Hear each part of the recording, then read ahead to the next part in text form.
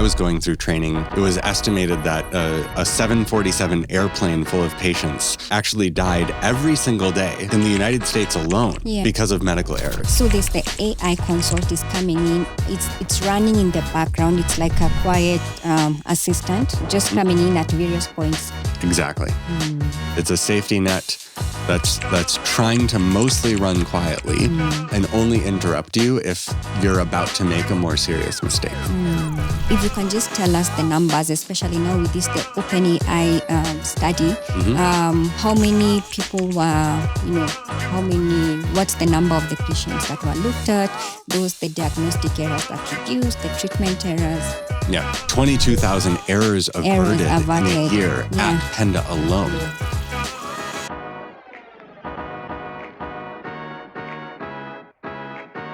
Hi there. Welcome to AI HealthBeat Africa, the podcast where we explore how artificial intelligence is transforming healthcare across the continent. On today's episode, we're discussing how AI-powered clinical decision support tools are transforming primary healthcare.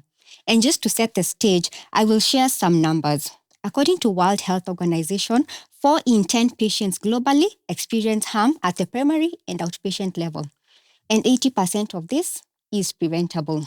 Now, joining me to unpack all this is Dr. Rob Korom, who is the Chief Medical Officer at Penda Health.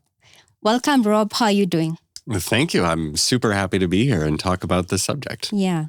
Welcome. Thank you for joining us. And we'll just dive right into it. We can just start with your personal journey. Tell us about your background, becoming a doctor. Let's start from there. Yeah, cool. Well, my name is Rob. I'm from the U.S. originally. After studying molecular biology in my university degree, I went on to get my medical degree at Cornell in New York City. And then I did my training in internal medicine at Mass General Hospital in Boston. And that's where I really learned how to be a doctor. You know, in medical school, you learn a lot of the background, but in your residency, postgraduate training, that's where you really learn how to take care of patients. Yeah. And my focus was in primary healthcare and also in patient safety and quality. Yeah. And one of the things that I really learned during both my medical school and my postgraduate training is, it relates to what you just said about how quality isn't as good as we necessarily think that it is as patients. Yeah. We kind of think, well, if you go to a doctor, surely they're doing everything right. Yeah. But what I came to learn through a lot of my studies is that patient safety is a problem all over the world. Yeah. And when I was going through training, it was estimated that a 747 airplane full of patients actually died every single day in the United States alone. Yeah. Because of medical errors. Yeah. A whole 747. Yeah. We're talking, tens of thousands of people every year. And like you said, these are preventable medical errors. And I think what's really exciting is that we're now at a point of development of medical science where we understand so much. We understand a lot about how different diseases work and what are the best treatments. Yeah. But because we understand so much, it's actually very complex to apply all of that knowledge. And that's where the idea of systems and AI and digital technologies to help us do that better is really exciting. Yeah. Oh, your journey is really interesting and good to know that you're really qualified, all those degrees. And I actually like your degree in molecular biology. Common point between us is that I also did my BSc in molecular biology, in biochemistry. So I can relate to that. Amazing. So just take us now through your journey. So now you're a full doctor. How was your journey like? And now link that to now coming into Kenya. Yeah. So, like I said, I was really interested in improving quality of care, quality measurement, and patient safety. And I was able to come to Kenya during both my medical school and my residency training and kind of learn what healthcare is like here. And so when I was done with all of my training and all of those degrees and licensure, et cetera, I kind of had this decision point of whether I stay in the States and practice probably in an academic setting or come to Kenya. And the opportunity came to be the medical director at Penda. Yeah. And that really, really was exciting for me and appealed to me because we have such an opportunity to set up those systems that lead to great quality in a way that I actually think we can surpass the quality of care that's experienced even in many high-resource parts of the world. And that's what really kind of fires me up to be the chief medical officer at Penda. Yeah, you're the fired up CMO. Yeah. So great. Nice to know about that journey. And now just take us through. So coming to Penda Health and the primary healthcare setting, how is that? And what are the structural challenges of a primary healthcare facility in Kenya? And I'm sure it's also applicable globally. Yeah. Same setting. Yeah. I mean, I think primary healthcare always appealed to me because it's so broad and it's what so many people need, right? Like all of us have experienced some type of primary healthcare, whether it's when the last time we had a homa or a cold or when, we fell and maybe broke our arm or something, like all of that is in some way primary healthcare. And because it's such a very, very broad need, the impact that we can have on both the patient and the population is really, really big. So I was always really drawn to that. And I think in Kenya and at Penda specifically, it's a very challenging clinical environment to work in because as a clinical officer, you are in the morning, maybe, helping to do a well baby visit for a mom and her young baby getting the vaccines and height and weight and things like that. And then, your very next patient could be an older person who has hypertension and diabetes. And then while you're seeing them, a motorbike accident comes in. And so the breadth of what we see is so much. And to try to provide really high quality, evidence-based and patient-centered care with that breadth of things going on is, for me, the most exciting and interesting challenge that we can have clinically. Compare that to a specialist who sees the same condition over and over again. Yes, they're expert in it. And if you have that condition, that's great. But the breadth of what we need to do at Penda is what is a really kind of exciting and challenging problem to work on. I can imagine that because now I can imagine the clinical officer is seeing different disease types. How many patients does a clinical officer see per day? Yeah. What's the estimated number? Yeah. So overall across all of our branches, we see somewhere between 1,000 and 1,500 patients in a day. Oh, in a day. And so a single clinical officer often may see, 20 to 30 or sometimes even up to 40 patients in a day. That's a lot of patients in a day for one person. It's very, very challenging. Like I said, I think it's like the hardest clinical job that we have. Yeah. And also at the primary care level, is it that, do you find that most patients come in when there's already the late diagnosis? How does that actually happen? Certainly, we see that at Penda. Yes, we've seen people who come in with very late presentations, even of things like cancer, where clearly it's been there for a really long time, but maybe because of, access issues or cost issues, that's been delayed. So definitely we see that, but we also see all manner of things, sometimes people come in not because it's advanced, but because they have a question of something minor and they're wondering if it could be something more. So we want to be able to be there for everybody, whether it's a late presentation or just that niggling doubt that you're not sure of. Yeah, great. Now just take us through the operating model of Penda and just how that works. And now your digitally enabled consultations, how that has been from the beginning. Yeah. So, I mean, when you come into Penda, you get, registered at reception, just like at most facilities. You go to triage to get your vitals taken by the nurse. You see the doctor. Depending on what's going on, you may need labs or imaging, which we also have on site. And then at the end, most people often will get some type of medicine for their condition, even if it's just a painkiller or antibiotic or something. So we have pharmacies also on site with hundreds of different products available for people. So that's kind of like the typical workflow.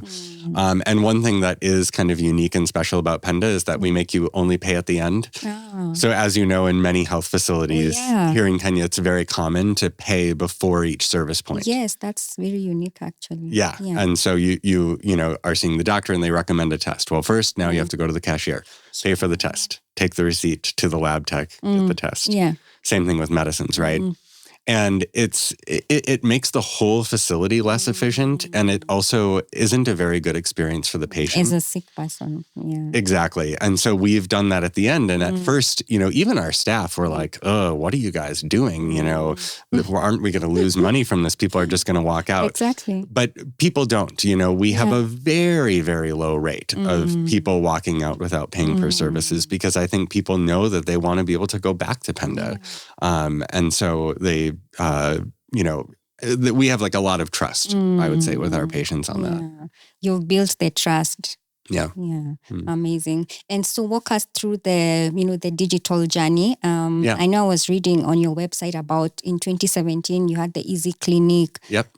You also had a check system where maybe the clinic officer could, refer to a sort of large language model early on. Yep. So just take us through that journey. Yeah.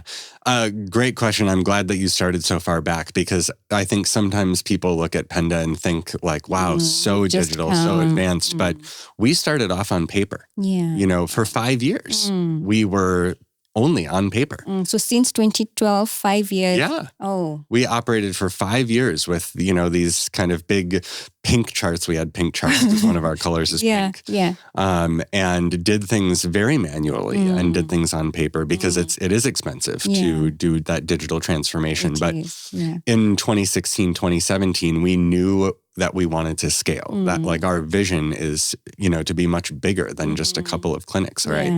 We know the problem of primary care is everywhere. Yeah. And in order to scale, in order to really standardize and be able to reach so many people, being digital is a huge part of that. And so that's when we implemented our electronic health record.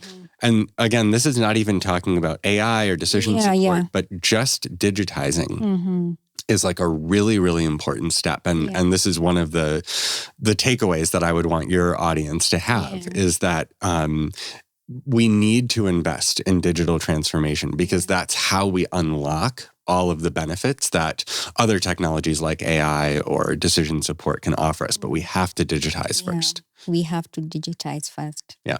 And so then during that digital transformation in 2016, 2017, were there any hurdles you faced? How did you actually go about it across? Tell us about the number of clinics then and the expansion that has happened. How was that looking like? Yeah, great question. So when we transitioned to an electronic health record, it was 2017 and we had 5 medical centers. And we were opening our new one with the EMR in place, and that was Githera 45. Yeah.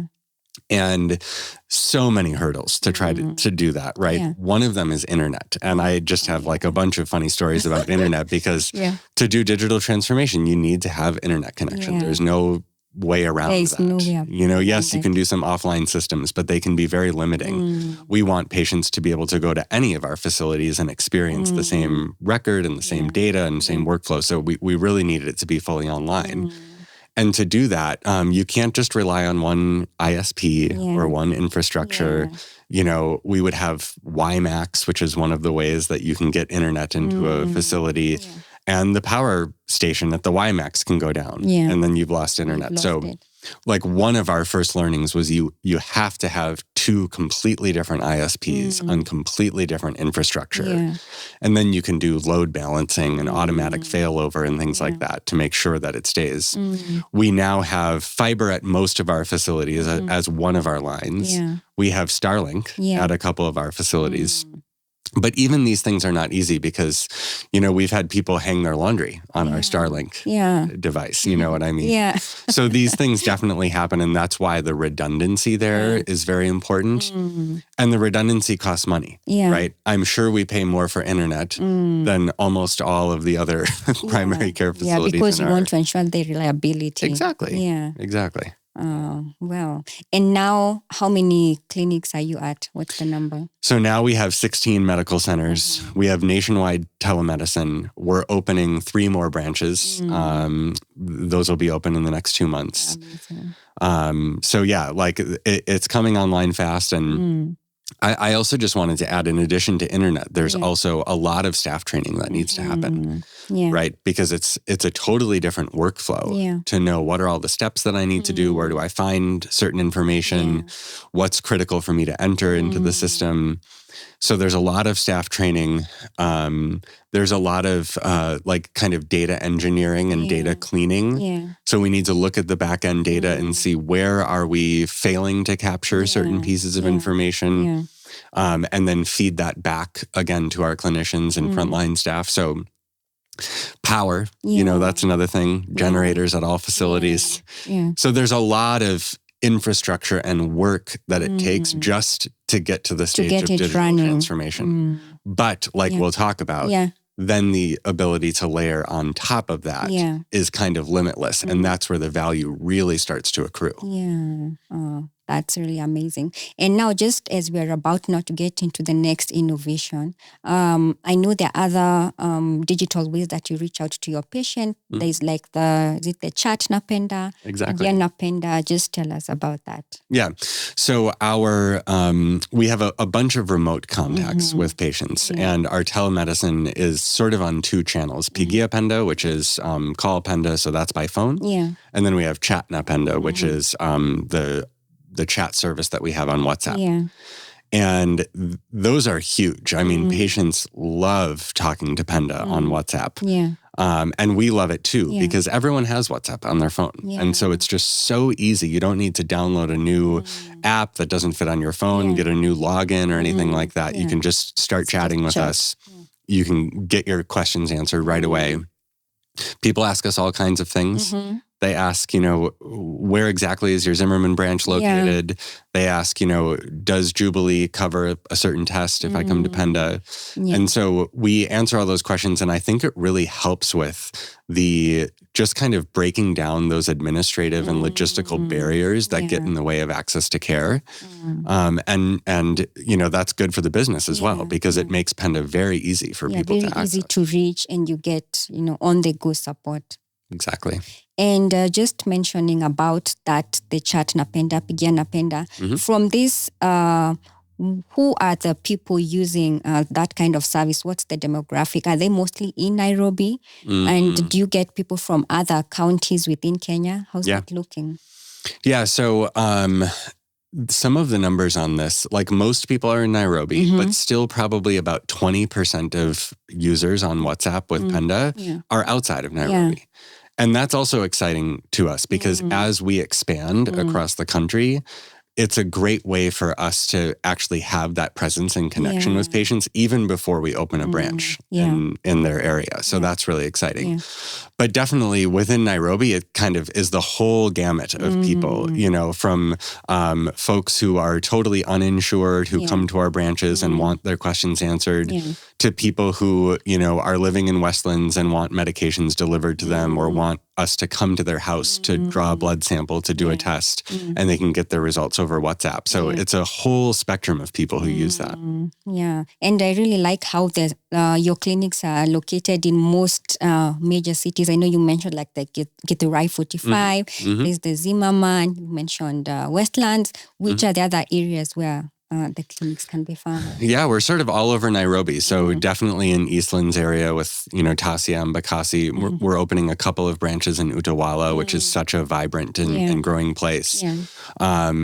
The whole Thika Road corridor, Zimmerman, Githurai 45, Kahawa West, Kasarani, Lucky Summer, Mathari North. Then we have branches in Kawangware, Langata, Kangemi, and also in CBD on Kimathi Street. Yeah.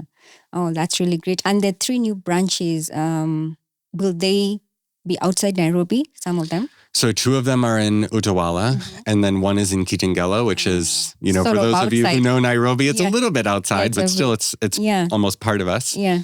And that's actually where Penda first started, was in Kitengela. And we closed that branch in 2016. But now we're going back to that community and super excited to open there. Yeah. What led you to go back to that? We see Kitengela as having grown a lot over the last 10 years. Yeah. And we know a lot of Penda's target demographic is there. And so, when we were doing our location scouting, we just found a terrific location and we're really excited to open again. That's really amazing. Great. And now let's go into the AI Consult. Just take us through what was the pain point that led Penda Health to think we need something more than already what we have than our already existing digital transformation. Yeah. Take us through that journey. Yeah. So to take you through the journey, I'll start back right before we did clinical decision support.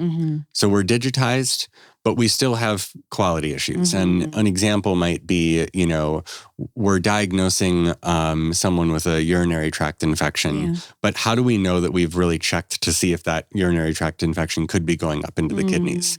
We want to make sure that fever is recorded. If it's there, we want to make sure the blood pressure and heart rate are recorded.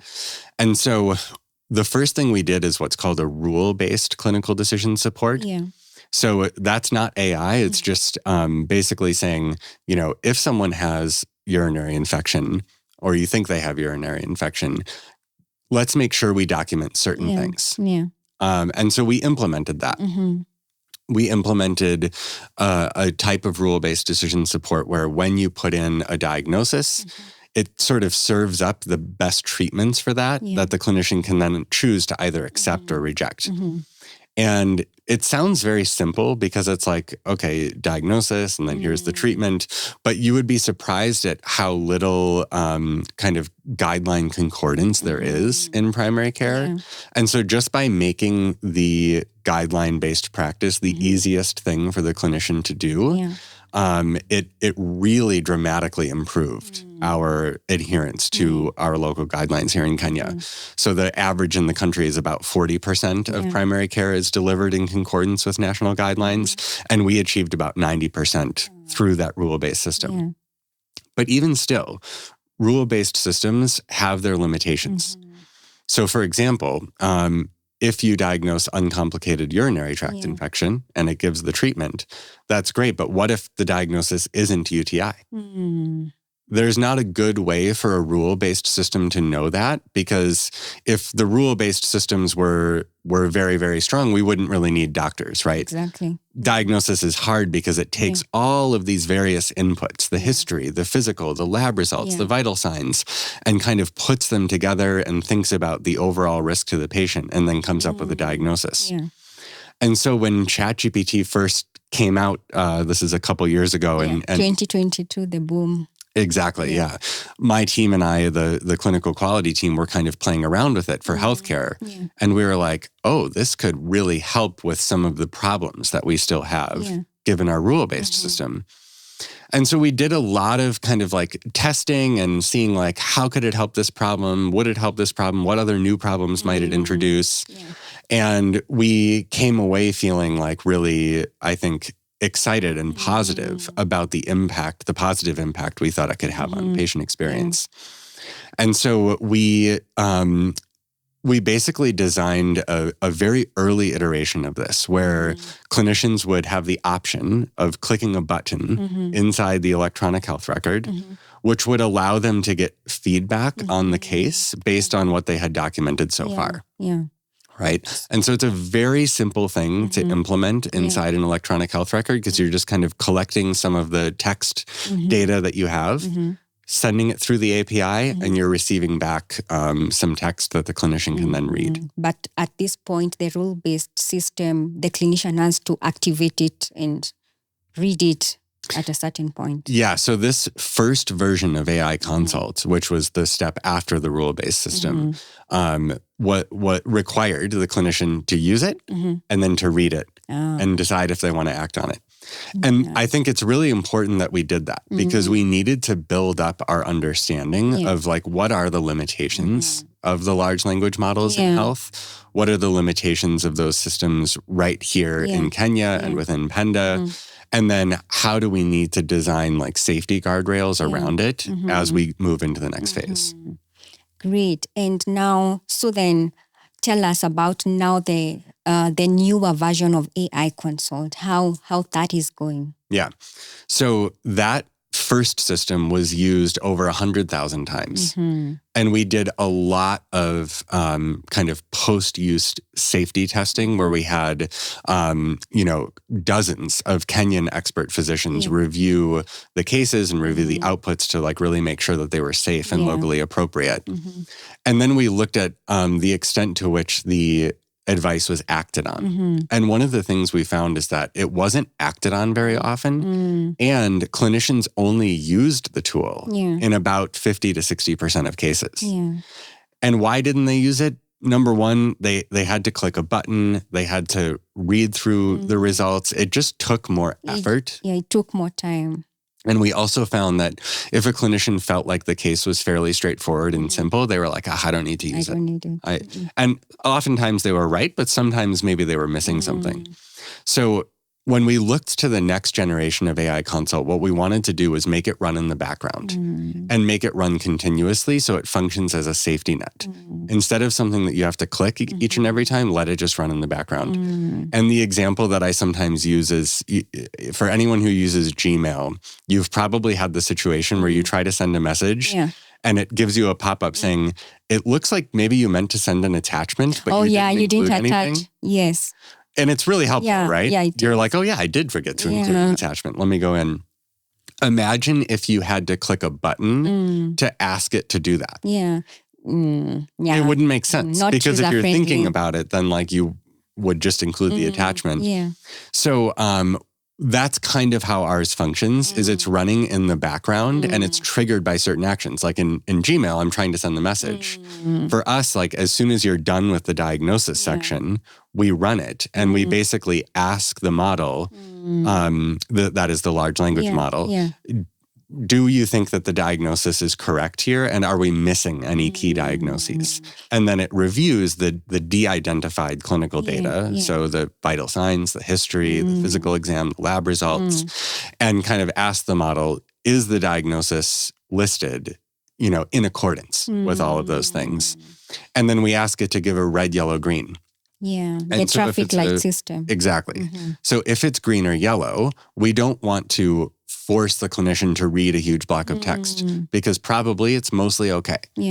If it's red, then that means the model has detected a more serious problem. And in that case, we do want to interrupt the clinician and give them like a little speed bump as they're going and say, hey, you need to think about this. You need to stop and then they acknowledge it. They have to acknowledge it. And then they can still do whatever they want. So if it's still the right thing to do for the patient to, keep the treatment or keep the diagnosis as is, they have that choice. But they also have the choice of modifying their decision in accordance with the feedback.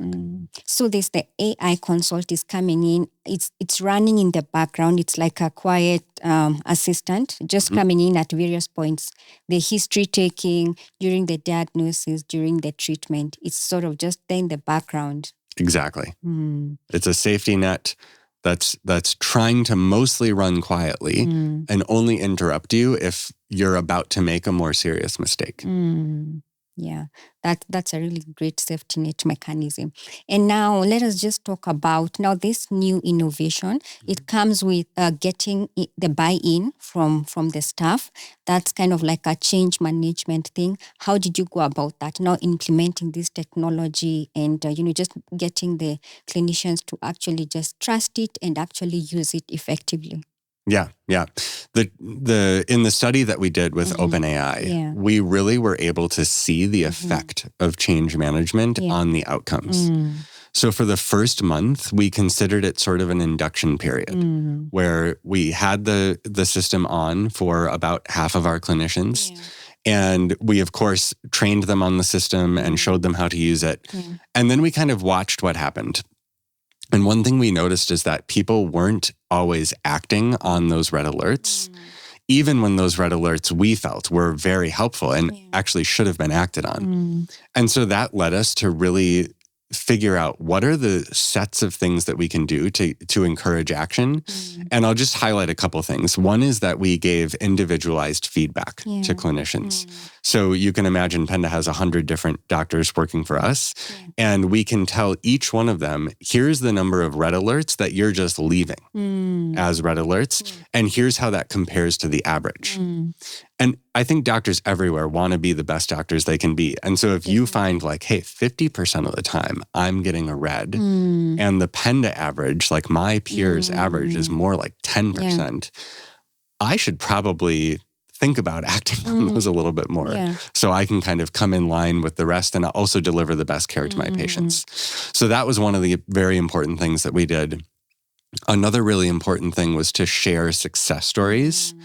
And so we could give very specific examples of here's a situation where, maybe Val, you as a clinician were about to give a treatment to a patient. The AI suggested this other treatment is actually more appropriate because of 1, 2, 3. You change that, and now the patient has a good outcome. That's a story that we can share with the whole team. And that can kind of build the positive understanding of how this improves patient care. Definitely. And what are some of the cases you've seen, like a user case that has been very successful as a result of using the AI consult? I mean, there are so many. There are literally thousands of cases where the AI consult has improved patient care for real live patients. And I can give you many examples. And I think I'll probably talk about two. One is a more serious situation that's more rare. So take a pregnant woman who has cough and some shortness of breath. So often, healthy adult patients who come to us with cough and shortness of breath have pneumonia. And so a lot of our clinicians sort of, tend to think like cough, shortness of breath, pneumonia, antibiotics. That's a really common kind of use case.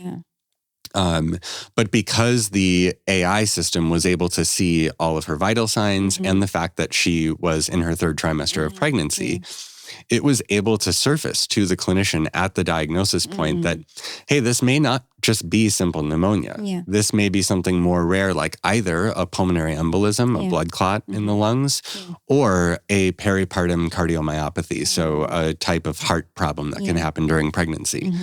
And so that's kind of a, rarer, but more high stake situation where like the diagnosis can be improved.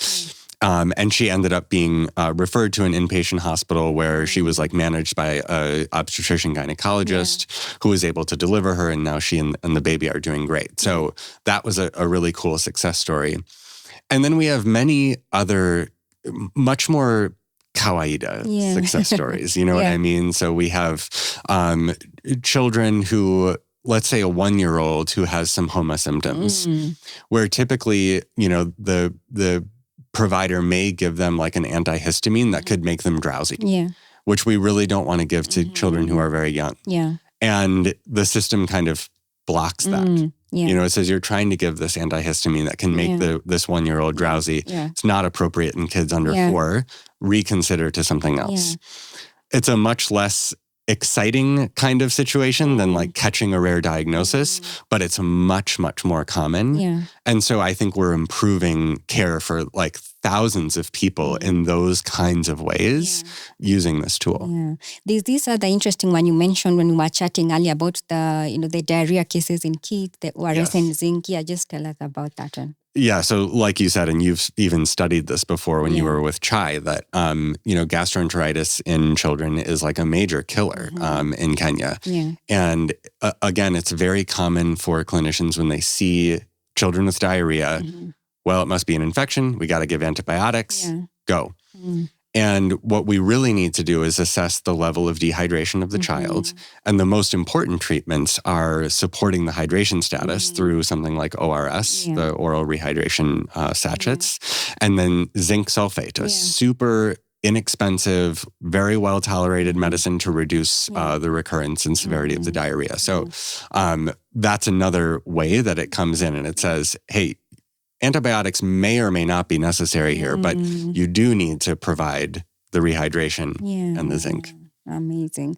And now if you can just tell us the numbers, especially now with this, the OpenAI study, how many people were, what's the number of the patients that were looked at, the diagnostic errors that reduced, the treatment errors? Yeah. Yeah.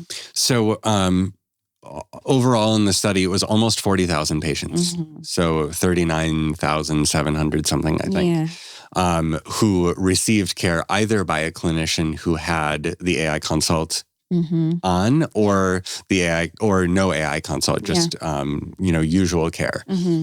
And what we did is we had a team of over 100 expert physicians from around the world then look at the medical records of those visits and score them for errors. So scoring like, how good was the history and physical, 1 to 5? How accurate was the diagnosis, 1 to 5?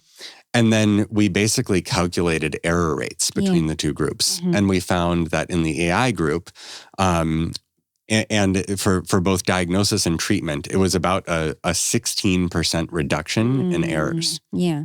So on the one hand, you could say, well, it's only 16%. How big is that? Yeah. But these are clinically significant errors, the types of things that we're talking about. And because this is occurring across all of our patient visits, this is not just one little subset of patients. This is across the 12 to 1,500 patients who visit Penda every day. You can imagine the breadth of impact that a 16% reduction is actually having. That magnitude is big. I was reading on that report, the 16% translated to about, is it the 22,000? 22,000 errors averted in a year at Penda alone. Yeah.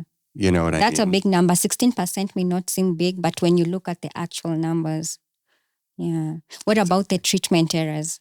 How was that percentage looking like? Yeah, so treatment errors are number one more common, and we reduced their frequency like even a bit more compared to diagnostic errors. And, treatment errors, I think, are common because anything from the incorrect antibiotic to things like the antihistamines, being given when they shouldn't be, or even dosage problems can also be errors. So there's like lots and lots of different opportunities for errors in the treatment area.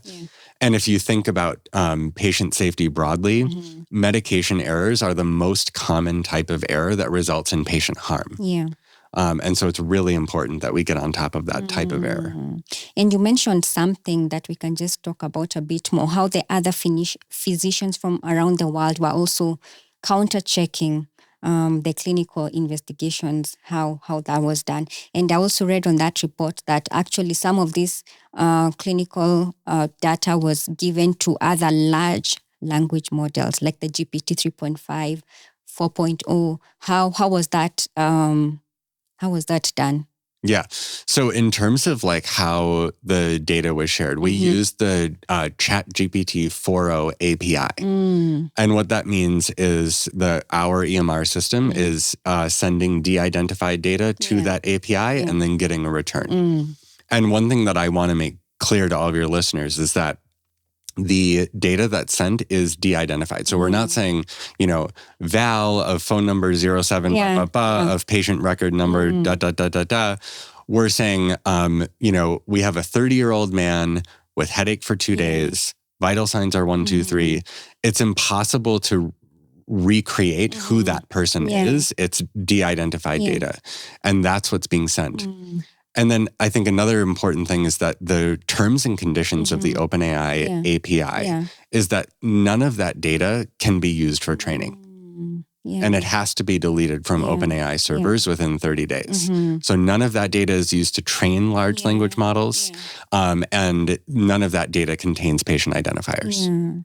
So everything is anonymized. Exactly. And definitely this brings us to something about the safety, the data protection. So everything is as it should be. Exactly. So, of course, as we embarked on this whole thing, we had to work very closely with the Ministry of Health, the Digital Health Agency, the Office of Data Protection, the Ethics Review Board, that's the AMREF Ethical Review Board. So all of those entities, and data privacy is definitely one of the main things that they're looking at, right? And I think with that clear understanding that there's only de-identified data as part of this, I think that is mainly what reassured all of us, that there's no possibility of like a data breach related to that.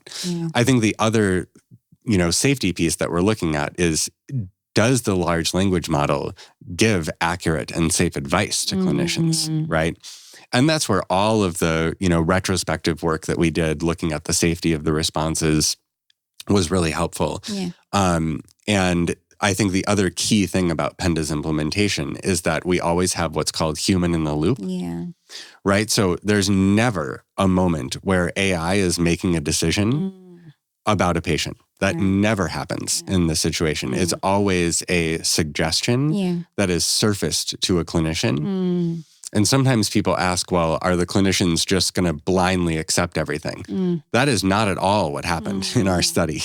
I almost wish that we had more acceptance of the suggestions than what we did have. But we're very far from a point where the AI suggestions are blindly accepted. I really like that aspect of the human in the loop model. So the human is still in control. Yes.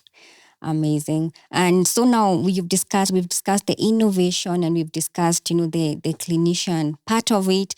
And now this brings me to, there's a lot of going on in the AI world.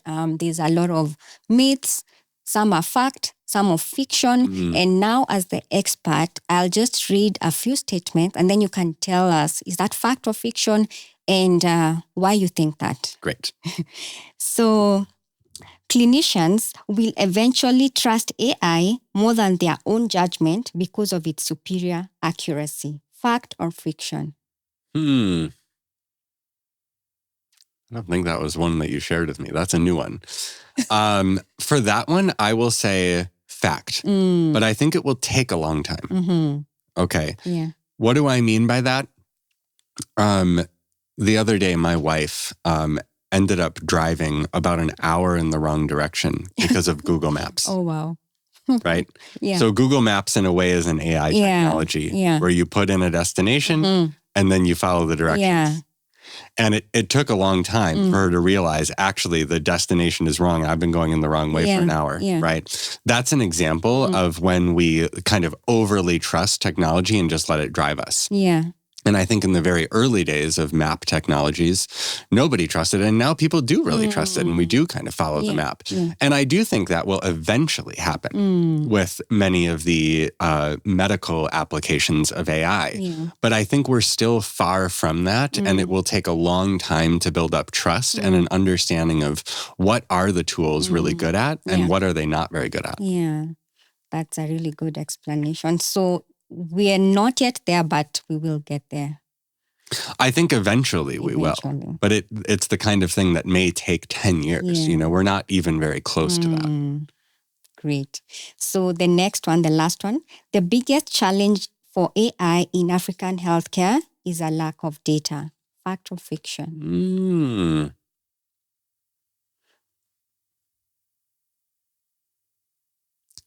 Fiction. Data is clearly very important. Data is king. Data is very important.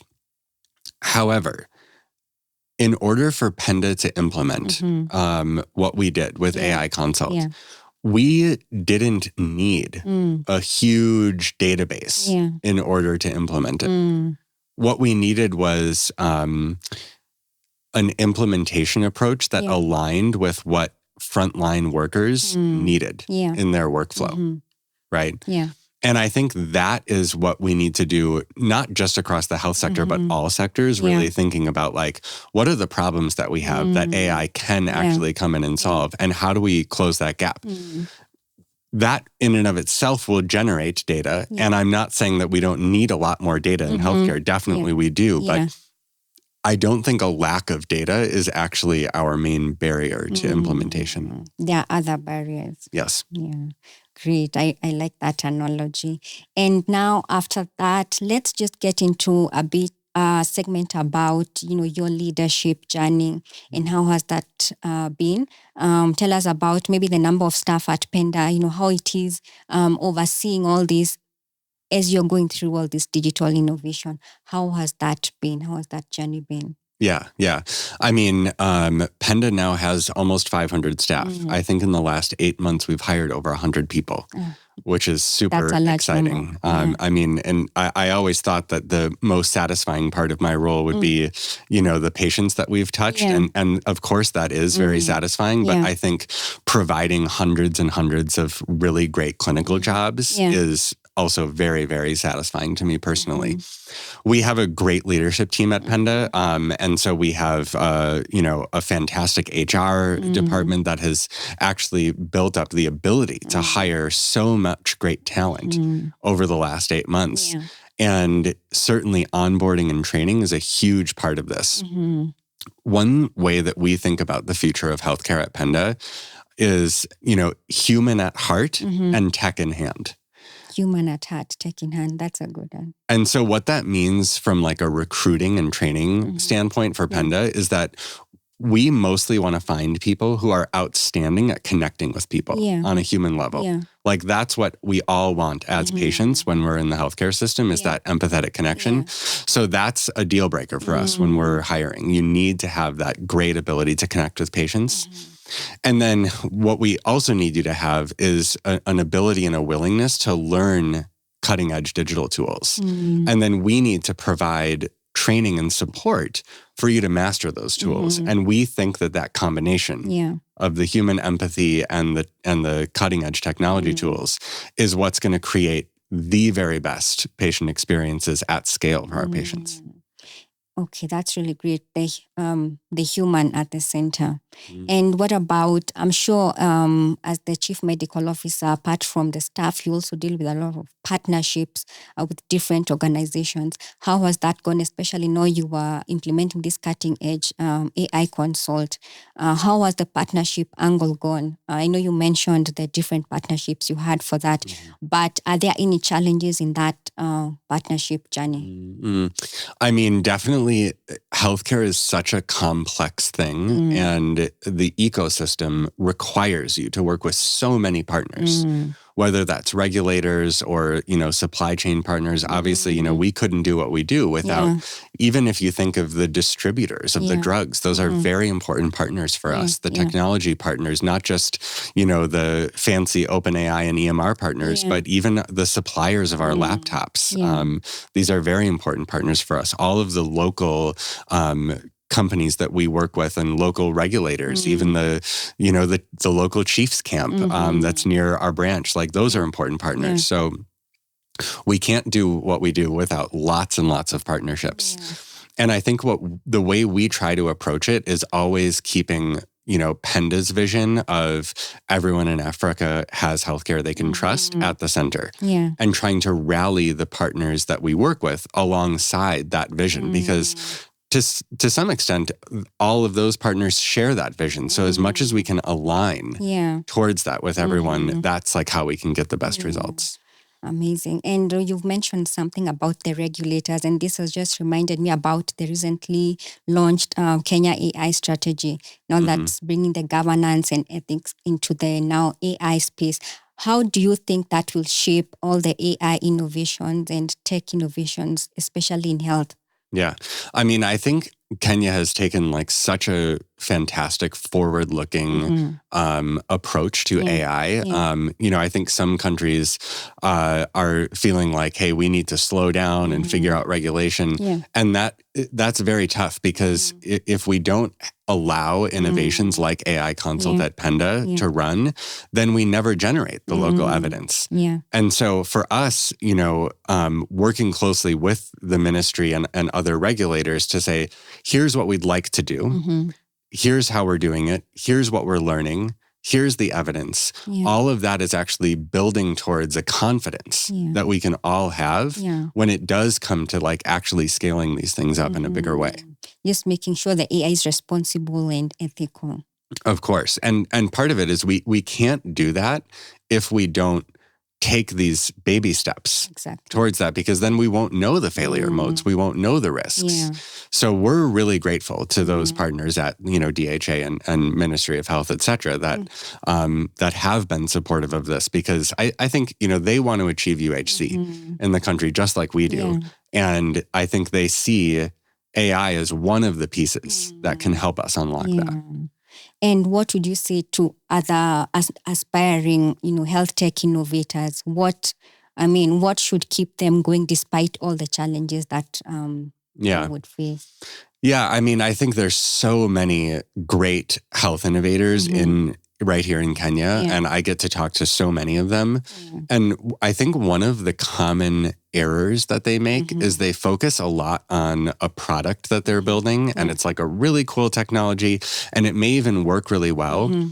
But if it is not workflow integrated, it's very hard to drive adoption of that. And I think one of the things we found in what we did is we were bringing this tool right into the EMR, which is the main workflow that all of our clinicians use day in, day out. It's where they work. Existing. And we brought it right into that setting. And still, adoption wasn't perfect, right?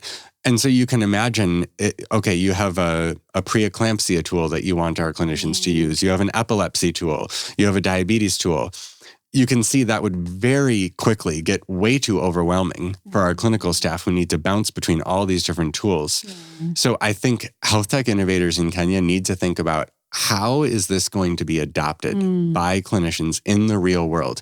Don't spend too much time in your development shop writing code. Spend more time with the doctors on the ground who are delivering care, so you can see how could I solve this problem for you? Yeah, how can I solve that problem? And actually that makes me think of something. Are there any other AI tools that you're using in the maybe in the diagnostic process? So as of now, what we do is we have our AI Consult tool built into our electronic health record. And then we're always adopting newer tools. And that may not be just tech tools. So even if you think about things like HPV screening for cervical cancer, that's a new technology that allows a different experience of care than the old school pap smear. So we try to definitely bring in technologies like that can improve patient experience. But it's very difficult to have multiple platforms for frontline staff to use, because it's really hard to build tool adoption. Yeah, it just makes the workflow complicated. Exactly. Amazing. And now, just as we are closing, tell us about the future.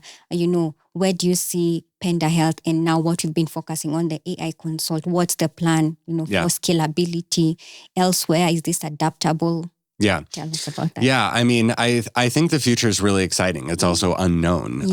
I think for us, now that we've kind of closed the OpenAI study, we've closed enrollment of the randomized controlled trial that we're doing with PATH. And so the results for that will be out in a couple of months. I think what's really next for us on the AI Consult front is, how do we much further deepen the adoption of the tool? There still are rough edges that we can kind of file down in terms of how the technology works, how our clinicians use it. And so I think as we do that, it's going to be kind of spinning a flywheel of tool adoption that's just going to make it better and better and better for our clinicians, and therefore better and better care for our patients. So it can only get better in the future. Yeah. And what would you say to other healthcare facilities looking to have such a tool? Yeah. I'm really encouraging of all healthcare facilities to implement AI safety nets, because I think it's how we guarantee the safest care for patients. So I really hope that other facilities will follow in our footsteps. Like I said before, the key thing to unlock that is you have to digitize. So I would really encourage health system leaders to think about, what are the pieces of the process that are still done on paper? Because you find a lot of facilities will say, oh yeah, we have an electronic health record. Really what happens is billing happens through that, but maybe vital signs are written on a napkin somewhere, or you still need to take the receipt to radiology, and then you're given a physical printout of the x-ray.